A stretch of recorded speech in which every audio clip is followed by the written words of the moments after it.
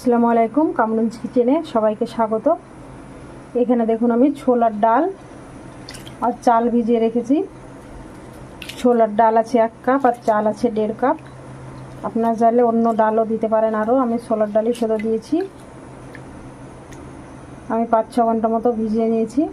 আর এখানে হাফ চা চামচ মতো মেথি ভিজিয়ে রেখেছি। এগুলো আমার খুব ভালো করে ভিজে গেছে। এবার আমি ব্লেন্ডারে খুব ভালো করে ব্লেন্ড করে নেব। খুব সুন্দরভাবে ভিজে গেছে।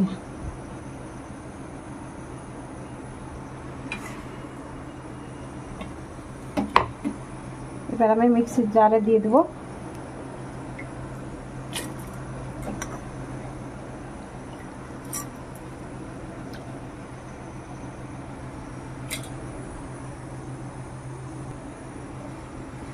আমি অল্প অল্প করে দুবারে বেটে নেব। এবার সামান্য একটু পানি দিয়ে দেব। একটু পানি দিয়ে বাটলে বেশি ভালো হবে, আর শুধু শুধু বাটা ভালো হবে না। আর মেথি একটু দিয়ে দেবো। আপনারা চাইলে মেথিগুলো একসঙ্গে ভিজিয়ে নিতে পারেন, আমি আলাদা ভিজিয়েছিলাম।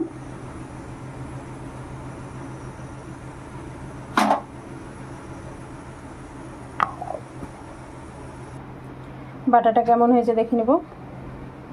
দেখুন খুব সুন্দর হয়েছে বাটা। আমি দুবারে বেটে নিয়েছি। আমার প্রথমেরটা একটু পাতলা হয়েছে, তাই এটা একটু এরকম শক্ত করে বেটে নিয়েছি। যে এটা একটু পাতলা হয়েছে, পানিটা একটু বেশি হয়ে গেছিল। এবার এটা ঢেলে দেবো। দেখুন দুটো মিক্স করলে কিন্তু খুব সুন্দর হয়ে যাবে।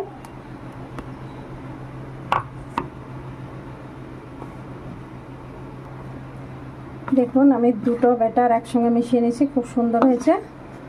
প্রথমটা একটু পাতলা হলো, দ্বিতীয়বার আমি ঘন করে করে নিয়েছি। দেখুন এবার এটা আমি 6 থেকে 7 ঘন্টা মতো রেখে দেব।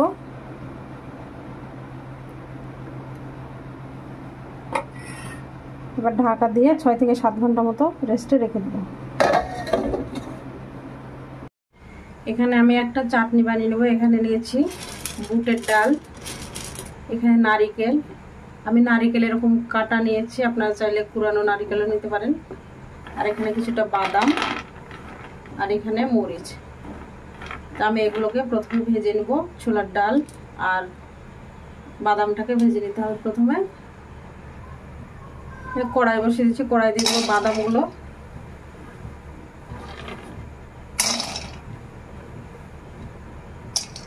বাদাম আর বুটের ডালগুলোকে ভেজে নেব। প্রথমে ভালো করে ভেজে দিতে হবে।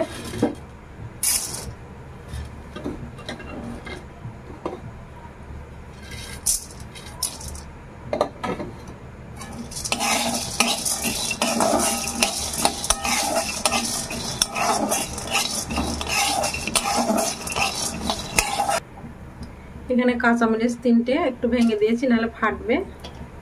এবারে বাদাম আর বুটের ডালের সঙ্গে ভেজে নেব। দেখুন আমার বাদাম আর বুটের ডাল ভাজা হয়ে গেছে, বেশ লাল লাল হয়ে গেছে, ভাজা হয়ে গেছে। এবার আমি একটা মিক্সির জারে তুলে নেব।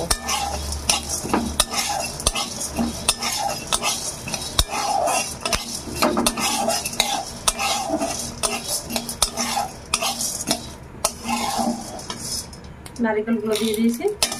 এবার বাদাম আর বুটের ডালগুলোকে দিয়ে দেবো।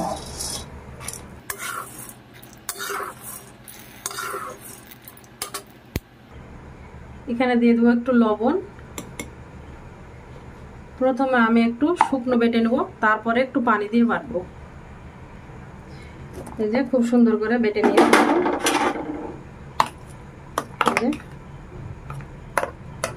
এর আমি একটা বাটিতে ঢেলে নেব।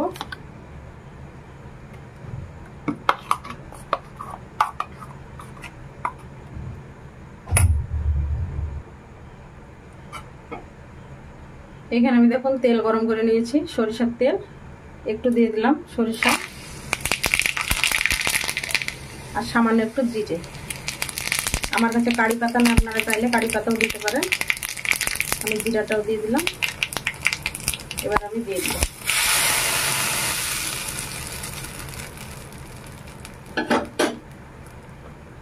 দেখুন খুব সুন্দর হয়ে গেছে। এবার আমি মিশিয়ে নেব চাটনিটার সঙ্গে। আমার চাটনিটা পুরো রেডি। এবার আমি ধোসাগুলো তৈরি করে নেব। থালাটা সরিয়ে দেখে নেব কেমন হয়েছে। দেখুন ব্যাটারটা কেমন হয়েছে, খুব সুন্দর হয়েছে। দেখুন এই যে বাবলসগুলো দেখা যাচ্ছে, এই যে একদম পারফেক্ট হয়েছে, খুব সুন্দর হয়েছে। দেখুন এবার আমি খুব ভালো করে মিশিয়ে নেব।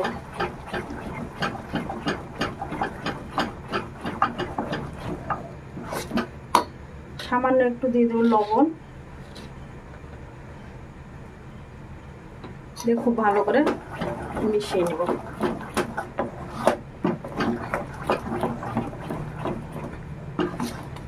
দেখুন ব্যাটারটা এরকমই থাকবে, এর থেকে পাতলা করবো না।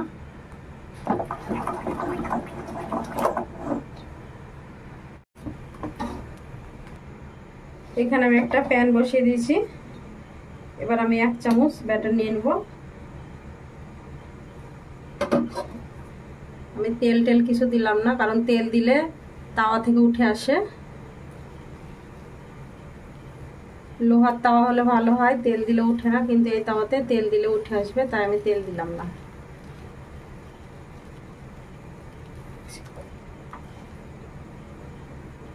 দেখুন কত সুন্দর জালিদার হয়েছে, উপরটা দেখুন খুব সুন্দরভাবে শুকিয়ে গেছে। এবার আমি একটু তেল দিয়ে দেবো, সাদা তেল।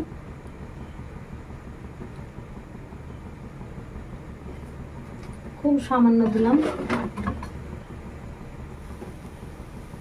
দেখুন সাইড থেকে কত সুন্দর ছেড়ে আসছে।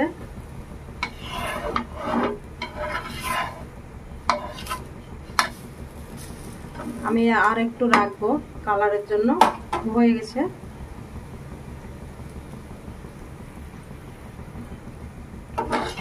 দেখুন উঠে গেছে। এবার আমি একটু এই পিঠটা উল্টে দেব।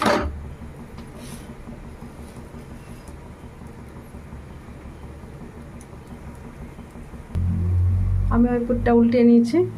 দেখুন খুব সুন্দর হয়ে গেছে।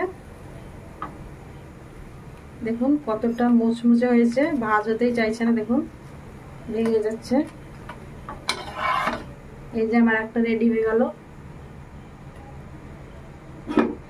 থালাতে নিয়ে নেব।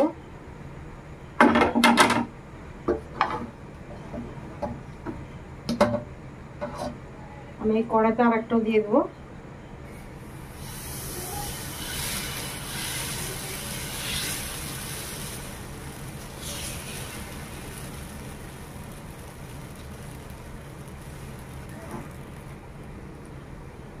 এখানে আর একটাও তৈরি করে নিয়েছি। দেখুন কত সুন্দর হয়েছে।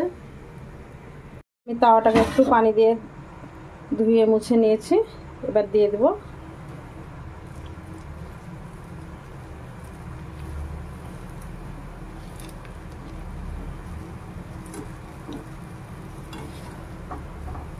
আমি একইভাবে সবগুলো তৈরি করে নেব। দেখুন কত সুন্দর ফুটো ফুটো হয়েছে,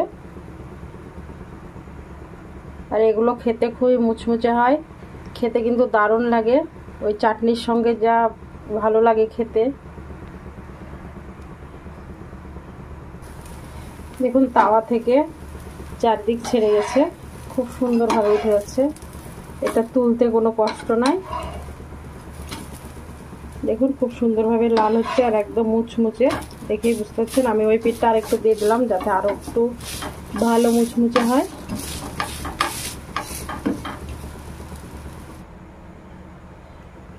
দেখুন আমি সবগুলো বানিয়ে নিয়েছি। দেখুন আমার সবগুলো তৈরি করা হয়ে গেছে, আর কতটা মুচমুচে হয়েছে।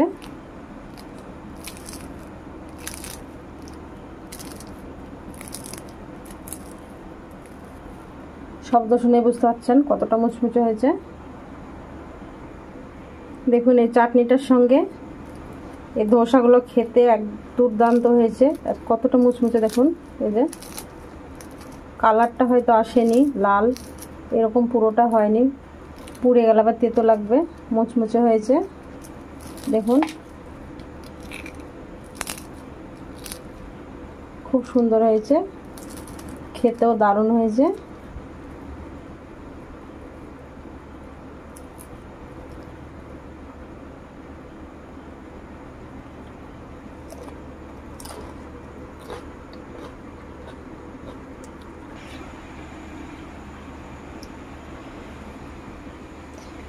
এই ধোসার রেসিপিটি যদি ভালো লেগে থাকে লাইক করবেন, কমেন্ট করে জানাবেন কেমন হয়েছে।